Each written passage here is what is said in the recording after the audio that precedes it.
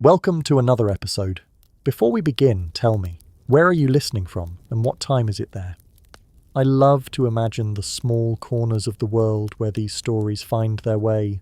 A quiet room, a train ride, a moment before sleep. And if you enjoy these journeys through history, don't forget to subscribe. It helps this small world of calm storytelling keep growing. Tonight, I'd like to take you somewhere far away, in time, not just in space. A city of wood and paper, of narrow streets, bright lanterns, and the glint of steel at a samurai's hip. A place where the air carries the scent of grilled fish, fresh tatami mats, and the faint sweetness of incense from a roadside shrine. This is Edo, the city that would one day be called Tokyo. But tonight, it's still the mid-1700s. It is the height of the Tokugawa period. Japan is at peace. The shogun's authority stretches across the islands, and Edo is the beating heart of it all. If you could fly above it, you'd see a sprawling fan of districts spreading outward from Edo Castle, like ripples on a pond. The moats and walls of the shogun's fortress dominate the centre, but beyond them, the city is alive with movement. Edo is one of the largest cities on earth. 1 million souls live here. Samurai in crisp indigo and white, merchants in plain cotton robes, Buddhist monks with shaved heads and patched garments. And if you're visiting for the first time, the noise will reach you before anything else. The clatter of wooden getter sandals on packed dirt, the creak of ox carts delivering rice, the rhythmic calls of fishmongers hawking the morning's catch. It's busy, yes, but not the chaos of a modern metropolis. Here, the order of life follows the rhythm of the seasons, the ceremonies of the shogunate, and the quiet, practical wisdom of centuries. The first thing you notice is that everything is built from wood and paper. Homes, shops, even some walls of official buildings, all lightweight, all vulnerable to fire. It makes the city smell different too, like cedar and pine, warmed by the sun. Overhead, there are no telephone wires, no chimneys spilling black smoke. Only the crisscross of wooden rooflines and the occasional bright banner of a shop painted with bold black calligraphy. You pass over one of Edo's many bridges. Beneath it flows the Sumida River, broad and busy with flat-bottomed boats. Men pole them through the water with practiced ease, carrying cargo, baskets of vegetables, barrels of sake, crates of silk from Kyoto, toward the city's many markets. A breeze off the river cools your face, and for a moment the air is filled with the smell of seaweed and salt. And then the castle walls rise ahead of you, stone piled high, carefully fitted, guarded by watchful samurai at each gate. Inside, the affairs of the shogunate are conducted. Policies that keep Japan sealed from the outside world, that dictate who may travel where and what the people may wear. For now, these walls keep Edo's order intact. You step back into the streets, where the real life of the city unfolds. Vendors set out wooden trays of steaming buns. An apprentice hurries past with a bundle of rolled tatami mats balanced on his shoulder. Somewhere, you hear the slow, measured pluck of a shamisen, the 3-stringed lute of the floating world. It's still morning. The day is only beginning. As the sun climbs higher, the streets begin to fill with figures whose presence you can't miss. Tall, straight-backed men with the distinct 2-sword daisho at their waist. One long katana, one shorter wakizashi. These are the samurai, the hereditary warrior class of Tokugawa Japan. In an age without great wars, they are not marching to battlefields. Instead, they serve as the administrators, guards, and enforcers of the shogunate's will. Some work directly in the castle, reading reports, issuing orders, keeping the complex machinery of government turning. Others patrol the streets, watch the gates, or serve as escorts for high-ranking officials. Bushido, the way of the warrior, is still their code, but in Edo, it's as much about discipline and duty as it is about combat. Their clothing is as much a uniform as their swords. Over a plain kimono, they wear a hakama, wide pleated trousers that swish slightly as they walk. Their hair is shaved at the crown, the rest drawn into a top knot, a style that marks their rank as clearly as a badge. Most wear subdued colours, indigo, brown, grey. Bright silks are for the court, not the street. Not every samurai in Edo is wealthy. In fact, many live modestly. stipends from their lords just enough to cover their needs. A few, deeply in debt, have been known to pawn their family heirlooms. But pride is everything. A samurai might go hungry before he would sell his daisho. On certain days, the shogunate requires sankin kotai, the alternate attendance system, to be in full display. Lords from distant domains are required to spend every other year in Edo, bringing with them elaborate processions of retainers and baggage. If you're lucky enough to be on the main avenue when such a procession passes, it's a spectacle. Banners snapping in the wind, lacquered palanquins carrying ladies of the court, guards in ceremonial armour stepping in perfect rhythm. It is as much a show of loyalty as it is a reminder of the shogun's power. Yet for all their authority, samurai live by strict rules. They cannot take up trade, cannot farm, cannot marry outside their class without permission. Even disputes are regulated. A public duel, once common, is now rare and often forbidden. Still, the presence of a samurai in the street draws a subtle bow from townsfolk. Respect, or at least the performance of it, is woven into every interaction. By mid-morning, you might see them gathered near the castle gates, chatting quietly with fellow retainers. Some may be on their way to a martial arts dojo to practice with sword, spear, or bow. Others make their rounds through the city, keeping an eye on the order of things, or visiting a favourite tea house in a brief moment of leisure. Their lives are a careful balance, to be both warrior and civil servant, feared and respected, traditional and yet adaptable to a peaceful age. And as you walk on, you notice something. For all the grandeur of their attire and the steel at their side, they are not so different from the merchants, the artisans, the commoners. Each plays their part in Edo's grand, intricate theatre, and the streets are their stage. Beyond the castle walls and the residences of the warrior class lies a different Edo. The Edo of the townspeople, the chonin. Merchants, artisans, labourers and their families. If the samurai are the spine of the city, these are its heartbeat. The streets here are narrower, livelier, more colourful. Shops open directly onto the road, their fronts no more than sliding wooden panels pushed aside each morning.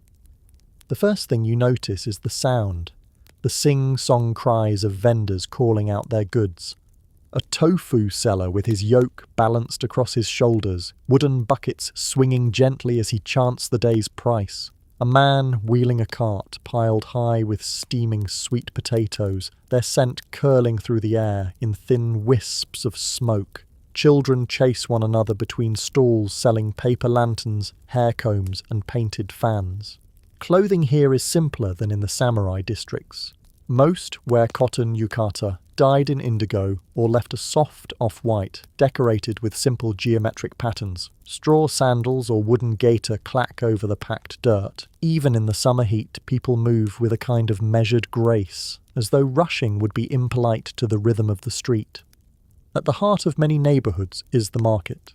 You find fish here, still wriggling in tubs of river water, alongside baskets of daikon radishes, bundles of green onions, dried seaweed sheets, and fermented miso paste. Merchants from Osaka, the kitchen of Japan, bring in rice and soy sauce, while local farmers carry in fresh vegetables from the outskirts.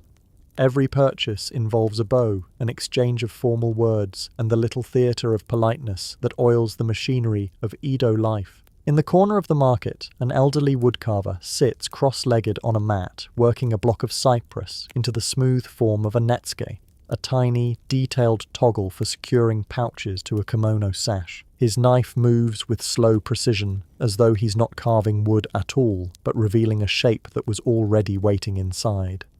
Tea houses punctuate the busier streets, simple wooden structures with Norin curtains hanging at the entrance. Inside, you might find a group of merchants pausing for a cup of thick, bitter matcha, gossiping quietly about prices and taxes. The air smells faintly of roasted tea leaves and tatami mats, and somewhere a kettle hisses gently over a charcoal brazier. Life for the chonin is not without limits. They live under the watchful eye of the authorities, who regulate clothing colours, the size of homes, even the kinds of festivals that may be held. Yet within those rules, the townspeople have built a world rich in small pleasures, a world where skill, beauty, and conversation matter as much as wealth. And here, In the hum of the market and the slow sway of paper lanterns, you feel something the castle walls could never give, the warm human current of daily life. It flows around you, carries you forward, and reminds you that Edo is not just the city of the shogun, it belongs to those who wake, work, laugh, and rest here, day after day. As the afternoon lengthens, the work of the day gives way to another side of Edo, a city that knows how to enjoy itself. If the morning streets are about trade and necessity, the evening streets are about spectacle and pleasure. Follow the flow of people across the Nihonbashi Bridge, and you'll hear the sound of drums long before you see the source. A kabuki theatre stands ahead, its facade alive with painted banners in red, black and gold. Outside, a crowd presses forward, eager for the next performance. Men in simple yukata, wealthy merchants in fine silk, even samurai leaning casually against the wooden posts, all are here. Kabuki has no patience for rigid class divisions. Its bright costumes, exaggerated makeup and rapid, stylized gestures tell stories of love, revenge, and intrigue that anyone can follow. Inside, the air is thick with the scent of grilled skewers sold by vendors who weave between the benches. The audience doesn't sit politely, they call out to their favourite actors by name, cheer at dramatic entrances, and stamp their feet in approval. It's noisy, but gloriously so, like the heartbeat of the city made visible on stage. Not far away, another crowd gathers at the sumo ring. The wrestlers, giants draped in ceremonial aprons, step heavily into the sandy ring, clap their hands to summon the attention of the gods, and throw salt to purify the space. Every bout is brief, but the anticipation is electric. Spectators lean forward, shouting encouragement or groaning at a loss, their voices carrying over the wooden stands and out into the warm evening air. And then there is Yoshiwara. This walled district, officially sanctioned by the shogunate, is the heart of the floating world. Ukiyo. Here, beauty, music, and desire are commodities as carefully crafted as any silk kimono. The main street glows with rows of paper lanterns, their light reflected in the polished wood of the tea-house facades. Inside, geisha tune their shamisen, apply fresh powder to their faces, and prepare to entertain with song, witty conversation, and quiet games that test skill and charm alike. Either way, it is part of Edo's identity. A place where the strict hierarchies of the day can blur for a few hours in the warm glow of candlelight. Festivals tie these entertainments together, changing with the seasons. In summer, fireworks burst over the Sumida River, scattering blossoms of red and gold across the night sky. Crowds gather on the banks, eating grilled eel and drinking sweet plum wine as children chase fireflies in the grass. In spring, cherry blossoms draw half the city to the parks, where petals drift like pale snow, settling in the cups of sack drinkers sprawled on picnic mats. The line between nature and city life softens here. The same people who bow to shopkeepers and patrol castle gates now sing, laugh and wander under trees that bloom for only a week each year. In these moments, Edo feels less like a fortress of order and more like a living canvas, painted over and over with new colours each evening. As evening settles deeper into the city, you follow the scent of cedar and fresh lacquer into the heart of Edo's artisan districts. Here, narrow workshops glow with the warm orange light of oil lamps, each one a tiny world of skill and repetition. The air hums with the rhythm of practiced hands. A swordsmith stands over his forge, hammering a glowing strip of steel with slow, deliberate strikes. The blade will take weeks to complete, folded and tempered until it holds a perfect edge. Even in this era of peace, the craft of the sword is a matter of pride. To hold one of these blades is to carry centuries of refinement in your hands. Across the street, a lacquerware artisan leans close to a wooden bowl, brushing on a thin layer of deep red urushi resin. It will be polished, coated again, and polished once more, dozens of times, until it gleams like still water. Nearby, a papermaker dips a bamboo frame into a vat of pulp, lifting it to reveal a sheet so thin the lamplight passes through it. This paper will carry ink in a calligrapher's brush, or perhaps become the delicate screen of a shoji door, filtering sunlight into someone's home. Trade flows through Edo like blood through veins. From Osaka comes rice, the lifeblood of the economy, along with soy sauce and sake. Kyoto sends silks and ceramics. The northern provinces send timber, lacquer, and fish. Coastal boats bring dried seaweed, salt, and the occasional rare catch for the wealthiest tables. Merchants haggle, not in shouts, but in a quiet, calculated dance of offers and counter-offers, as much about maintaining face as about the final price. The market streets themselves are a theatre. Lanterns swing gently in the evening breeze, throwing patches of light across wooden stalls piled high with goods. Bolts of indigo-dyed cloth, woven straw hats, combs carved from tortoiseshell, and small porcelain teacups painted with cranes or plum blossoms. Children weave between shoppers, stopping to watch a street performer balance spinning plates on bamboo poles while reciting a comic monologue. The laughter that follows feels as much a part of the city's trade as the rice or silk. Even the humblest goods are crafted with care. A kitchen knife is sharpened so finely it glides through a daikon with no resistance. A bamboo basket is woven so evenly that the pattern itself feels like a kind of quiet poetry. In Edo, beauty and utility are not separate. They live side by side, each strengthening the other. As you leave the market, you glance back to see a merchant's apprentice sweeping the street in front of his shop, the bristles of his broom scratching softly against the dirt. It's not just tidiness, it's a gesture of respect, a way of saying the day's work was worth doing and worth ending well. Step away from the markets and the noise fades to a softer hum. Here, the air smells faintly of pine and incense, and the streets narrow into quiet lanes that lead to shrines and temples. In Edo, the spiritual world is never far away. You pass beneath the tall wooden torii gate of a Shinto shrine, its beams weathered smooth by years of sun and rain. A stone path leads you between lanterns set on mossy pedestals, their hollows holding the faint memory of candlelight from festivals past. Ahead, a small building with a sweeping roof waits in stillness. The sound of your own footsteps on the gravel feels louder here, as though the city has turned down its voice to let you hear something older. At the entrance, a woman in a simple kimono steps forward to rinse her hands and mouth at the temizuya, the water pavilion, before offering her prayer. She tosses a coin into the wooden box, bows twice, claps her hands to call the attention of the kami, and then bows once more.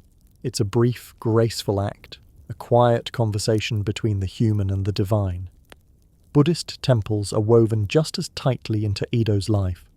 Some sit in the middle of busy districts, their gates opening onto courtyards where vendors sell charms and small sweets to visitors. Others perch on the city's edges, surrounded by gardens where stepping stones lead past ponds of carp and carefully pruned pines. Monks move between buildings in measured silence, their robes brushing softly against the ground. The temple bell tolls in the distance, a low, resonant sound that seems to fold the day in half. These places are more than houses of worship. They are anchors in the rhythm of the seasons. In spring, people come to pray for a good planting. In autumn, they give thanks for the harvest. Families visit to mark births, weddings, and the turning of the year. Even the great festivals that fill Edo's streets often begin or end here, with blessings to ensure the safety of the celebrations. Religion in Edo is not an abstract belief set apart from daily life. It's a thread that runs through it. A shopkeeper might keep a small altar in the corner of his home, lighting incense in the morning before opening his shutters. A samurai might stop at a shrine before setting out on a journey, tying a strip of paper with his wish onto a wooden rack beside hundreds of others. Even the poorest labourer might pause to bow before a roadside statue of Jizo, the protector of travellers and children, before hurrying on. As night approaches, lanterns begin to glow in the shrine courtyards. Their paper walls soften the flame's light until it looks like something alive, breathing in the dark. You step back out into the street, carrying with you the sense that Edo's strength is not just in its markets or its warriors, but in the quiet spaces that remind its people of where they stand, between the human world and something beyond it. By the time the last of the sunlight slips behind the castle walls, Edo has changed its skin. The sharp edges of the day soften, the air cools, carrying the faint scent of charcoal smoke from the evening's cooking fires. Paper lanterns glow like clusters of fireflies outside shops and tea houses, their painted patterns shifting gently as the night breeze moves them. The streets are quieter now, but not empty. Merchants are closing their shutters, sliding the wooden panels into place with a soft thunk. Apprentices sweep the day's dust from the street, the bristles of their brooms scratching against the packed dirt. A fishmonger pours the last of the melting ice into the gutter, watching it trickle away into the shadows. Along the main thoroughfares, night patrols begin their rounds. Groups of men carry long wooden staffs and paper lanterns, calling out the hour and any signs of danger. In this city of wood, the greatest fear is fire, and the patrol's eyes scan for the flicker of an unguarded flame. If one is found, they knock sharply on the door, reminding the household to tend to it. Fires are everyone's concern. A single spark could erase an entire district by morning.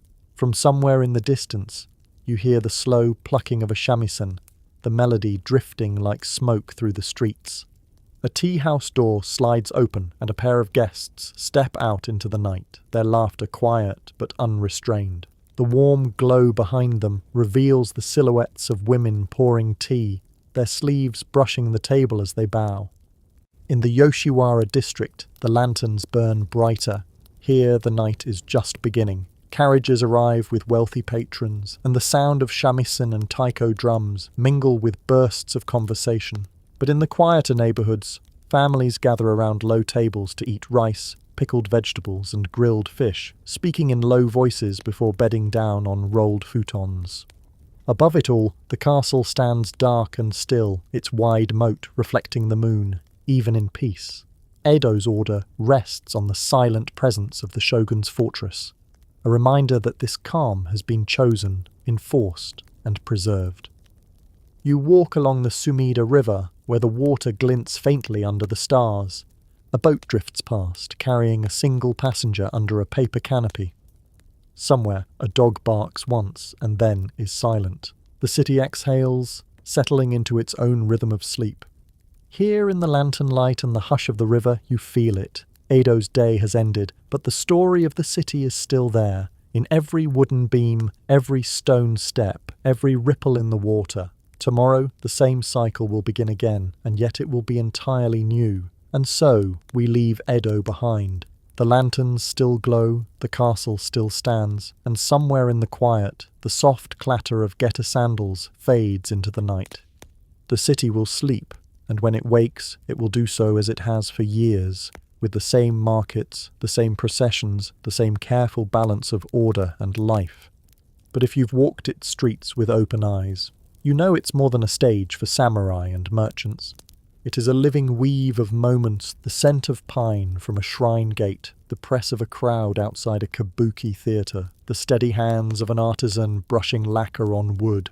1,000 small things, each holding the pulse of a world that existed long before us, and now only lingers in memory.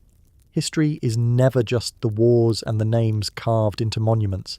It's also the steam rising from a pot of tea on a wooden counter, the flicker of candlelight on painted paper, the hum of a city that has mastered the art of being alive without hurrying. Tonight, as you rest, maybe Edo will drift into your dreams. Its narrow streets, its bridges over the Sumida, its quiet shrines under the stars. A place both distant and familiar, where life moved to the pace of sandals on dirt and the turning of the seasons. Sleep well, and when you wake, carry a little of Edo's calm with you into your own day.